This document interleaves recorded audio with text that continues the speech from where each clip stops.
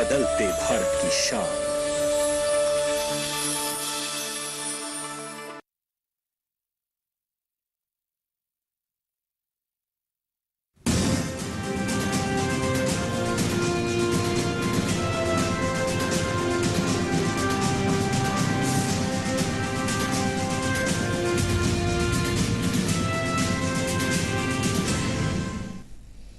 नमस्कार, किसान समाचार में आपका स्वागत है। मैं हूं साइमा खान।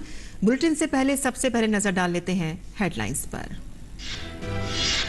केंद्रीय मंत्री पुरुषोत्तम रुपाला ने सहकारिता के 100वें अंतर्राष्ट्रीय दिवस पर आयोजित कार्यक्रम में कहा कि सहकारिता का मूल है बचत।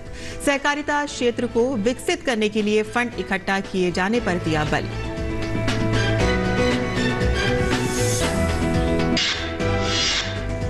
केंद्रीय मंत्री डॉक्टर एल मुरुगन ने एर्नाकुलम डेयरी प्लांट में 2 मेगावाट की सौर ऊर्जा परियोजना की रखी आधारशिला। पूरी तरह से सौर ऊर्जा से संचालित होने वाली देश की पहली बन जाएगी डेयरी। परियोजना पर करीब 1.5 करोड़ रुपए की आएगी लागत। रबी विपणन सीजन 2022-23 में गेहूं की खरीद जारी। अब तक करीब 188 लाख मीट्रिक टन गेहूं की खरीद हो चुकी है। लगभग 18 लाख किसान हुए लाभान्वित। 864 लाख मीट्रिक टन धान की भी हुई खरीद। असम में बाढ़ की स्थिति में सुधार। प्रभावित लोगों की संख्या घटकर हुई करीब 14 लाख। राज्यों में बाढ़ और भूस्खलन के कारण एक और व्यक्ति की मौत के बाद मरने वालों की संख्या बढ़कर हुई 180। बाढ़ से कुल 5,35,941 घरेलू जानवर प्रभावित। और अब समाचार विस्तार से। जहां केंद्र ने प्राथमिक कृषि ऋण समितियों PACS को अपने मुख्य व्यवसाय से विविधता लाने और कई नई गतिविधियां और सेवाएं शुरू करने में सक्षम बनाने के लिए मॉडल उपनियम तैयार किए हैं। केंद्रीय गृह और सहकारिता मंत्री अमित शाह ने नई दिल्ली में सहकारिता के 100वें अंतर्राष्ट्रीय दिवस पर एक कार्यक्रम को संबोधित करते हुए कहा कि इन मॉडल उपनियमों को राज्यों को राय जानने के लिए भेजा गया है। उन्होंने कहा कि मॉडल बायलॉज का उद्देश्य कृषि ऋण समितियों को बहुउद्देशीय और बहुआयामी बनाना है। सहकारिता मंत्री ने कहा कि सरकार एक सहकारिता विश्वविद्यालय स्थापित करने और सहकारी समितियों का डेटाबेस विकसित करने पर भी काम कर रही है। इस अवसर पर केंद्रीय मंत्री पुरुषोत्तम रुपाला ने कहा कि बचत सहकारिता का मूल है और इस क्षेत्र को विकसित करते समय इसे ध्यान में रखा जाना चाहिए। भारत ने पूरी दुनिया को सहकारिता को आगे बढ़ाने का, सहकारिता के विचार को देने का काम किया है। भारत में भी 8,55,000 सहकारी समितियां बनी और भारत की लगभग 12 करोड़ की आबादी सीधी इससे आर्थिक जीवन यापन कर पाए। इस प्रकार से हमने मॉडल को खड़ा किया है। देश के 51% गांव में कोई न कोई सहकारी समिति आज अस्तित्व मना रही। सहकार का बेसिक कॉन्सेप्ट बचत था। 5-10 लोग इकट्ठे हो, अपनी पूंजी को शेयर करें और उसी में से बिजनेस को आगे बढ़ाए। अभी कोऑपरेटिव में से बचत हमारा मिसिंग चल रहा है। ये यदि इसमें आ जाए तो और किसी के पास फंड की डिमांड तो ठीक दूर की बात है। मैं दावे के साथ कह रहा हूं कि सहकारिता आंदोलन के पास और लोग फंड के लिए लाइन में लगे रहे। रुपाला ने कहा कि फंड इकट्ठा करने का उपाय ये है कि कोऑपरेटिव के सदस्यों की बचत के आधार पर इसकी रेटिंग की व्यवस्था कर दी जाए। फंड रेजिंग का सीधा सॉल्यूशन हमें अपनी सारी कोऑपरेटिव्स को यदि मॉनिटरिंग करना हो और उसको मेरिट्स में कहीं मार्किंग करना हो, इसको पैरामीटर इसमें कोई डालना हो, तो मैं तो ये मानता हूं कि किस कोऑपरेटिव के पास अपने सदस्यों की बचत कितनी है उसी पर उनको रैंकिंग देने का काम हम शुरू कर दे। अपने आप में सारी समस्याएं समाप्त हो जाए और मध आपका होगा तो फिर आप उसको संभालने का भी अच्छा तरीका निकालोगे। वो शहद बाहर से आता है तो उसको चाट जाने की इच्छा हो जाती है, मगर खुद का जनरेट किया होता है तो उसी की संरक्षण करने की भावना हमारे दिल में होती है। सहकारिता राज्य मंत्री BL वर्मा ने इस क्षेत्र को बढ़ावा देने के लिए सरकार के उपायों को गिनाया। इस वर्ष अंतर्राष्ट्रीय सहकारिता दिवस का विषय सहकारिता की आत्मनिर्भर भारत और बेहतर विश्व के निर्माण में भूमिका है।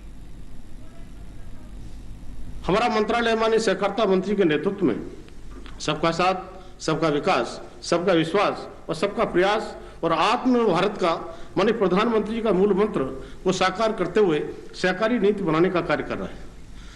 हम सभी स्टेक होल्डर, चाहे वो राज्य सरकारें हों, फेडरेशंस हों, अन्य संस्थाएं हों, सभी से बात भी कर रहे हैं और इस विषय पर हमने सम्मेलन भी आयोजित किया है और आगे भी करेंगे, ताकि ये हमारी सहकारिता नीति सर्वसमावेशी हो और सर्वव्यापी भी हो।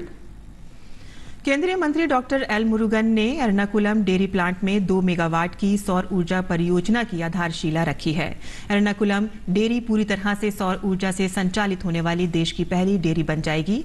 इस परियोजना में 11.5 करोड़ रुपए की अनुमानित लागत आएगी और इसे राष्ट्रीय डेयरी विकास संयंत्र और भारत सरकार द्वारा वित्त पोषित भी किया गया है।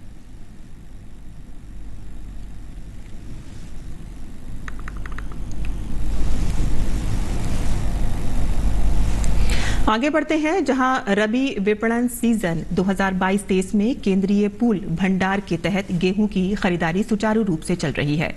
3 जुलाई तक 188 लाख मीट्रिक टन गेहूं की खरीदारी हो चुकी है। इससे 18 लाख किसानों को 37,859.34 लाख करोड़ रुपए का लाभ हुआ है। खरीफ विपणन सीजन 2021-22 में विभिन्न राज्यों, केंद्र शासित प्रदेशों में केंद्रीय पूल के तहत धान की खरीदारी सुचारू रूप से चल रही है। 3 जुलाई तक 863.50 लाख मीट्रिक टन धान की खरीदारी हो चुकी है। इसमें 755.83 लाख मीट्रिक टन खरीफ फसल और 107.67 लाख टन रबी फसल है। इससे 125.93 लाख किसानों को 1,69,246 करोड़ रुपए से अधिक के MSP मूल्य का लाभ प्राप्त हुआ है। उत्तर प्रदेश की योगी सरकार ने अपने दूसरे कार्यकाल के पहले 100 दिनों में खेती किसानी के विविधीकरण का रोड मैप तैयार कर लिया है। किसानों की आय बढ़ाने के जिस सपने को लेकर योगी सरकार ने 5 साल पहले कोशिशें शुरू की थी, योगी 2.0 में वे तेजी से परवान चढ़ रही हैं। योगी सरकार के गठन के अभी 100 दिन ही बीते हैं, लेकिन इन चंद दिनों में ही खेती किसानी को लाभ का उद्यम बनाने के लिए ठोस कोशिशें हुई हैं। सरकार ने बंजर बीहड़ भूमि को कृषि योग्य बनाने के लिए पंडित दीनदयाल उपाध्याय किसान समृद्धि योजना के लिए 602 करोड़ रुपए स्वीकृत किए हैं, तो पीएम किसान सम्मान निधि की किश्त नियमित अंतराल पर सभी 2.59 करोड़ किसानों को मिल रही है। 19 नवीन मंडियों का आधुनिकीकरण का काम शुरू हो रहा है, तो ईज ऑफ डूइंग बिजनेस के अंतर्गत मंडियों में किसानों की प्री अराइवल ई-पास की व्यवस्था की गई है। मंडी व्यापारियों को मोबाइल ऐप के माध्यम से डिजिटल पेमेंट की सुविधा भी मिल रही है। सहजनवा गोरखपुर में इंटीग्रेटेड पैक हाउस स्वीकृत किया गया है। कृषकों की सहायता हेतु जनपदों में 54 कृषि कल्याण केंद्र स्थापित हो गए हैं, तो विश्व मुक्त खेती के महत्वपूर्ण लक्ष्य के साथ मिशन प्राकृतिक खेती के अंतर्गत बुंदेलखंड में समस्त जनपदों में गौ आधारित प्राकृतिक खेती पर सरकार का खास जोर है। भारतीय प्राकृतिक कृषि पद्धति योजना के क्रियान्वयन के लिए प्रदेश के 75 जनपदों में 202 अधिकारी एवं कृषक मास्टर ट्रेनर के रूप में प्रशिक्षित किए जा रहे हैं, जबकि पीएम कुसुम योजना हेतु कृषकों का ऑनलाइन चयन भी किया गया है।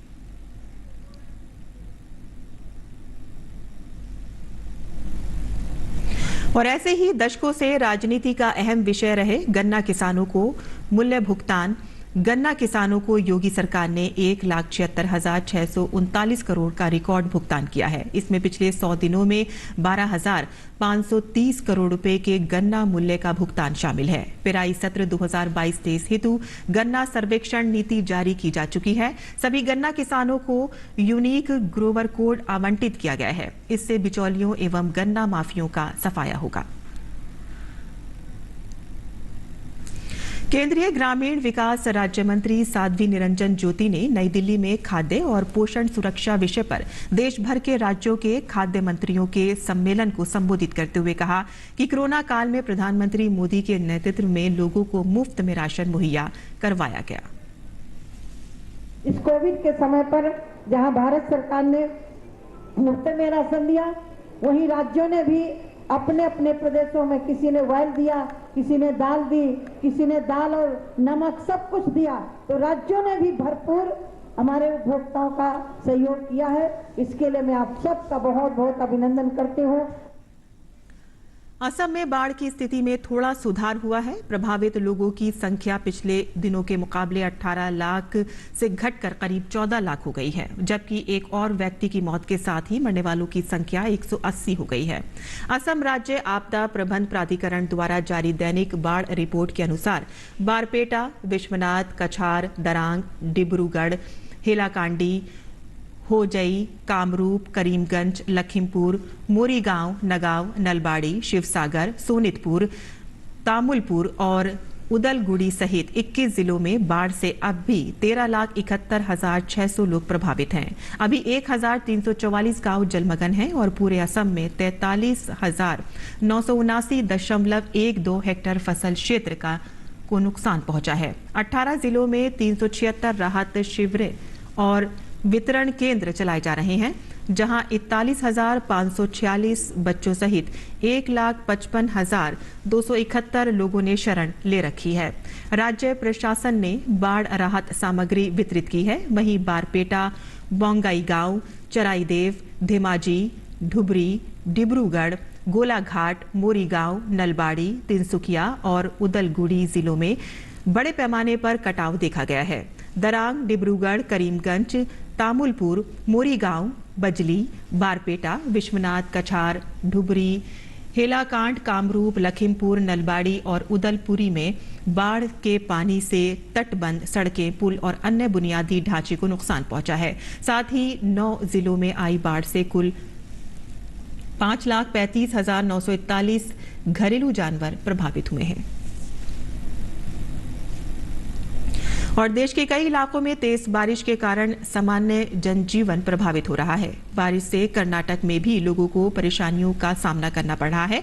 स्थानीय लोगों का कहना है कि कल रात से दक्षिण कन्नड़ और उडुपी जिलों में भारी बारिश के बाद 2 तटीय जिलों के उपायुक्तों ने आज आंगनबाड़ियों, स्कूलों, कॉलेजों, डिप्लोमा और ITI स्थानों के लिए छुट्टी का ऐलान कर दिया है। भारतीय मौसम विभाग ने राज्य में 7 जुलाई तक भारी बारिश की संभावना जताई है। मछुआरों को अरब सागर में न जाने की सलाह दी गई है। भारी बारिश ने कुछ हिस्सों में सामान्य स्थिति को बाधित कर दिया है। अचानक आई बाढ़, भूस्खलन और सड़कों के कई हिस्सों पर पेड़ों के उखड़ने के कारण पुलों के जलमग्न हो जाने से वाहनों की आवाजाही भी बाधित हो गई है। स्थानीय प्रशासन राहत और बचाव कार्य मुहैया करवा रहा है।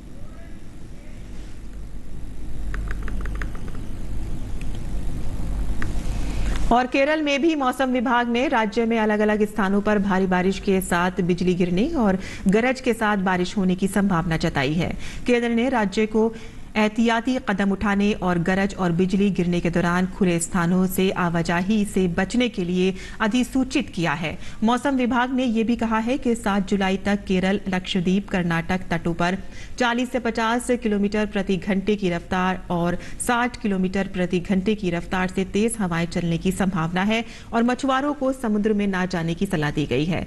इस बीच अम्बालापुझा सहित अलापुझा में तटीय इलाकों में अशांत समुद्र ने कहर बरपा दिया है। ओटा मासेरी में समुद्र के पानी के तटीय क्षेत्रों में बहने से कई घर क्षतिग्रस्त हो गए हैं।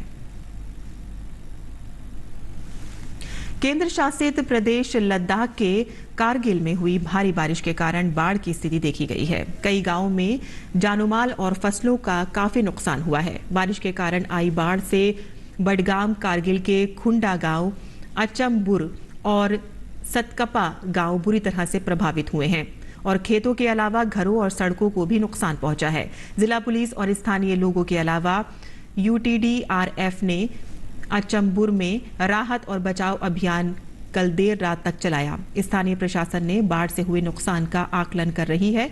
इस बीच सुरू नदी का जलस्तर बढ़ते तापमान के कारण खतरे के निशान से ऊपर बह रहा है। इस बीच बढ़ती गर्मी को देखते हुए कारगिल के जिला प्रशासन ने सभी सरकारी और निजी स्कूलों में आज से 15 दिनों के लिए गर्मी की छुट्टियों का ऐलान कर दिया है।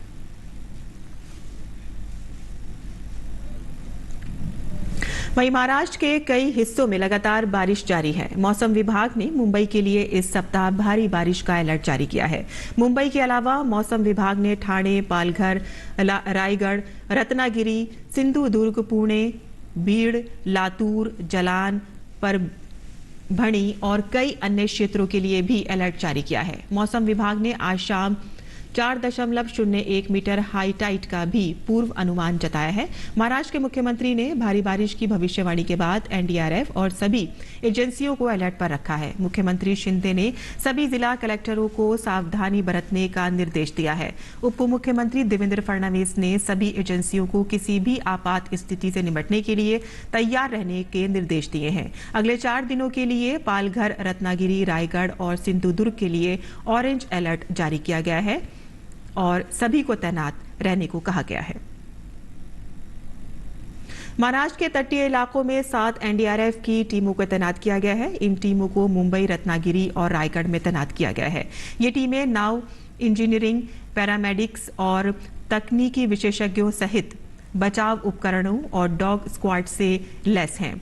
एनडीआरएफ की 5 टीमों को मुंबई में, एक टीमों को और रत्नागिरी के चिपलून और रायगढ़ के मगाड़ में तैनात किया गया है। और अब बात करते हैं मंडी भाव की और देखते हैं ये रिपोर्ट।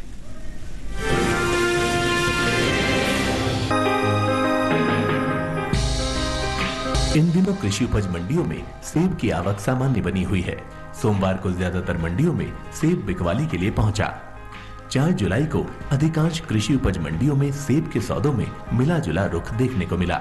कहीं भाव चढ़े तो कहीं घटे, जबकि कुछ मंडियों में इस दौरान सेब के भाव में कोई फेरबदल देखने को नहीं मिला। बात इसके हाजिर भाव की करें तो एगमार्क नेट के अनुसार उत्तर प्रदेश की वाराणसी मंडी में 2 जुलाई को सेब का भाव था 12,000 रुपए। 4 जुलाई को इसके भाव में 500 रुपए की भारी गिरावट आई और भाव 11,500 रुपए पर आ गया। जबकि झारखंड की रांची मंडी में इस दौरान सेब के सौदों में बढ़त के साथ कारोबार हुआ। यहाँ 2 जुलाई को सेब का भाव था 10,000 रुपए। 4 जुलाई को इसके सौदे 100 रुपए मजबूत होकर 10,100 रुपए पर हुए। इसी तरह तेलंगाना की हैदराबाद मंडी में सेब के सौदों में तेजी देखने को मिली। यहाँ 2 जुलाई को सेब का भाव रहा 8,000 रुपए। 4 जुलाई को इसके भाव में 333 रुपए का उठाव आया और भाव 8,333 रुपए पर जा पहुंचा। वहीं मध्य प्रदेश की भोपाल मंडी में बीते 2 दिनों के दौरान सेब के भाव स्थिर रहे। यहाँ 2 और 4 जुलाई को सेब 18,000 रुपए पर बिका। महाराष्ट्र की पुणे मंडी में 1 जुलाई को सेब का भाव रहा 9,000 रुपए। 4 जुलाई को इसके सौदों में कोई फेरबदल नहीं हुआ और भाव 9,000 रुपए पर बना रहा। इस साल सेब की पैदावार में कमी का अनुमान है। कृषि मंत्रालय की ओर से बागवानी फसलों के लिए जारी तीसरे आंकलन के अनुसार साल 2020-21 में सेब की पैदावार 20,59,000 टन रह सकती है, जबकि साल 2019-20 के दौरान उपज का आंकड़ा 28,14,000 टन रहा था। यानी सेब की पैदावार बीते साल के मुकाबले 7 लाख हेक्टेयर पीछे चल रही है। बता दें कि इस साल अप्रैल महीने के दौरान देश से होने वाला फलों का निर्यात घटा है। एपीडा की ओर से जारी ताजा आंकड़ों के अनुसार 2,359 टन की कमी देखने को मिली है। साल 2022 में अप्रैल के दौरान देश से कुल फलों का निर्यात 1,29,518 टन का हुआ है, जबकि बीते साल की समान अवधि के दौरान निर्यात 1,31,877 टन का ही हुआ था।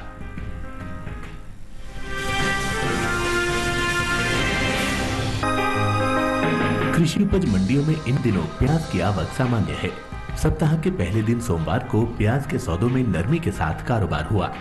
वहीं बात इसके हाजिर भाव की करें तो एगमार्क नेट के अनुसार मध्य प्रदेश की भोपाल मंडी में 2 जुलाई को प्याज का भाव रहा 1,000 रुपए। 4 जुलाई को उसके भाव में 200 रुपए की गिरावट आई और भाव 800 रुपए पर आ गया। वहीं तेलंगाना की हैदराबाद मंडी में इस दौरान प्याज के सौदों में नरमी के साथ कारोबार हुआ। यहाँ 2 जुलाई को प्याज का भाव था 1,400 रुपए। 4 जुलाई को इसके सौदे 100 रुपए लुढ़क कर 1,300 रुपए पर हुए।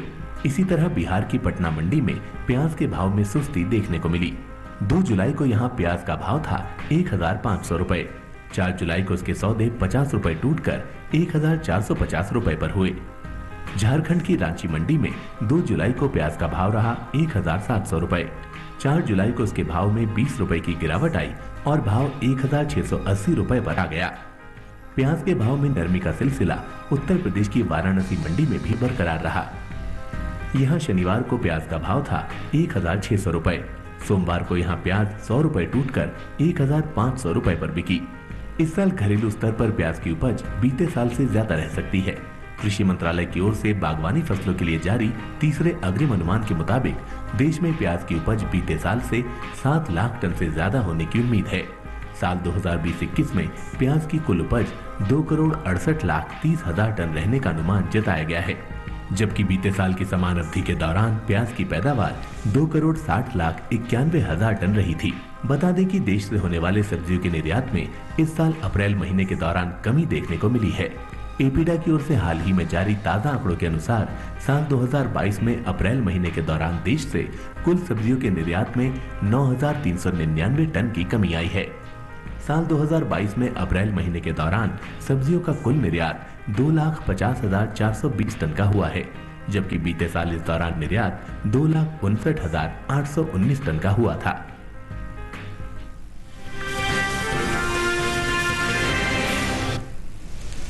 और अब बात करते हैं मौसमी खेती की और देखते हैं कि इस मौसम में किसान कैसे करें खेती और अपनी फसलों का रखरखाव।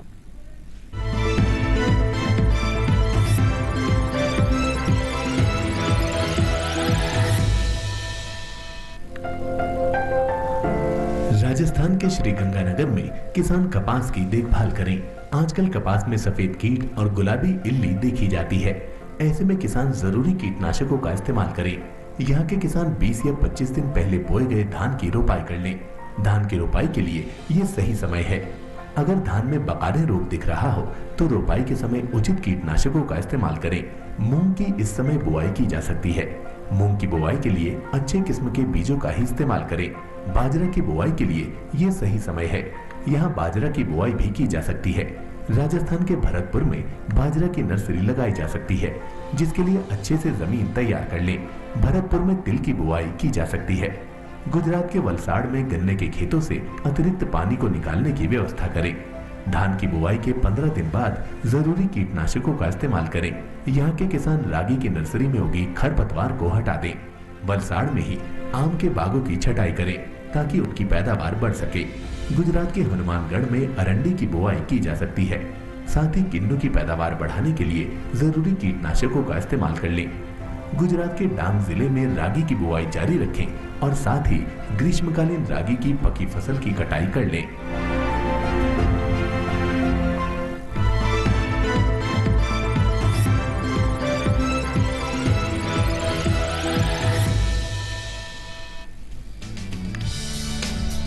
ये मौसम भिंडी की बुआई के लिए अनुकूल है। उत्तरी भारत के मैदानी इलाकों में गर्मी की फसल जनवरी के अंतिम सप्ताह से मार्च तक और बरसात की फसल जून से जुलाई तक बोई जाती है। 1 हेक्टेयर में भिंडी की बुआई के लिए 18 से 22 किलो बीज पर्याप्त है। भिंडी की बुआई करने से पहले खेतों को जोतकर तैयार कर ले। खरपतवार को साफ कर ले। बुआई करते समय कतार से कतार की दूरी 30 सेंटीमीटर और पौध से पौध की दूरी 13 से 15 सेंटीमीटर रखें।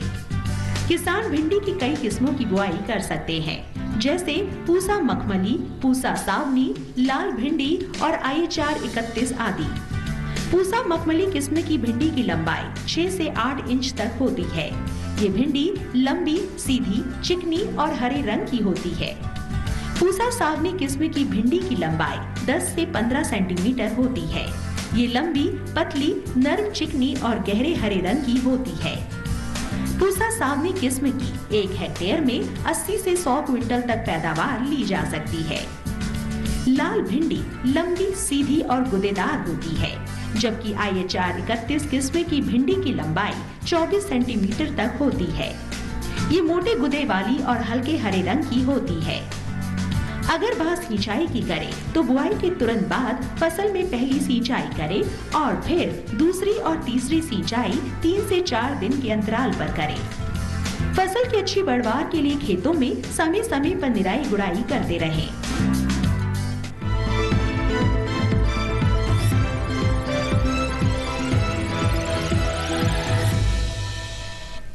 और खेती किसानी से जुड़ी खबरों के बाद आइए नजर डाल लेते हैं कुछ और खबरों पर, यानी कि खास खबरों पर।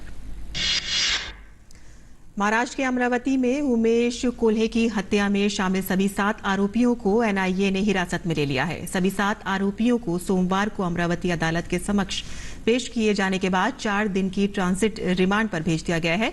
हिरासत में लिए गए आरोपियों को 8 जुलाई से पहले एनआईए की मुंबई की अदालत के समक्ष पेश किया जा सकता है। कर्नाटक में भ्रष्टाचार निरोधक ब्यूरो ने प्रवर्तन निदेशालय की एक रिपोर्ट के बाद कांग्रेस के नेता जमीर अहमद खान से जुड़े 5 स्थानों पर छापेमारी की है। इससे पहले एसीबी ने ईडी की एक रिपोर्ट के आधार पर जमीर अहमद खान के खिलाफ आय से अधिक संपत्ति का मामला दर्ज किया। जमीर अहमद खान पूर्व मुख्यमंत्री एचडी कुमारस्वामी के नेतृत्व वाली सरकार में खाद्य एवं नागरिक आपूर्ति मंत्री रहे थे। भारतीय वायुसेना में अग्निपथ योजना के लिए पंजीकरण की अंतिम तिथि है।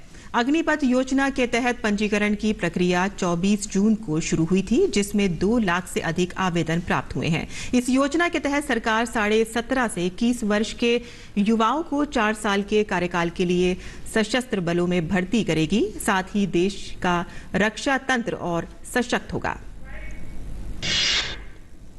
कड़ी सुरक्षा के बीच 6,351 तीर्थ यात्रियों का 7वां जत्था अमरनाथ गुफा के दर्शन के लिए रवाना हुआ। अधिकारियों ने बताया है कि केंद्रीय रिजर्व पुलिस बल की कड़ी सुरक्षा के बीच 239 वाहनों में कुल 6,551 तीर्थ यात्री जम्मू के भगवती नगर यात्री निवास से रवाना हुए। विदेश राज्य मंत्री मीनाक्षी लेखी ने नई दिल्ली में रवांडा के उच्चायोग द्वारा आयोजित रवांडा के 28वें मुक्त दिवस समारोह में भाग लिया। मीनाक्षी लेखी ने इस अवसर पर कहा कि भारत ने हर बार रवांडा को सहायता प्रदान की, जो सच्ची मित्रता को दर्शाती है। देश में पिछले 24 घंटों में कोविड-19 के 13,086 नए मामले दर्ज किए गए हैं। इस दौरान 456 लोगों ने कोरोना महामारी को मात देकर ठीक भी हुए हैं। इस दौरान रिकवरी दर 98.53% रहा है। फिलहाल देश में सक्रिय मरीजों की संख्या बढ़कर 14,475 हो गई है। और देश में टीकाकरण का आंकड़ा 198 करोड़ 9 लाख को पार कर गया है। पिछले 24 घंटों में 11,44,000 टीके लगाए गए और अब तक 12 से 14 आयु वर्ग को 6.11 करोड़ से अधिक कोविड रोधी टीके लगाए जा चुके हैं। वहीं 15 से 18 आयु वर्ग के 10 करोड़ से अधिक कोविड रोधी टीके लगाए जा चुके हैं। और किसान समाचार में आज के लिए बस इतना ही। अनुमति दें। नमस्कार।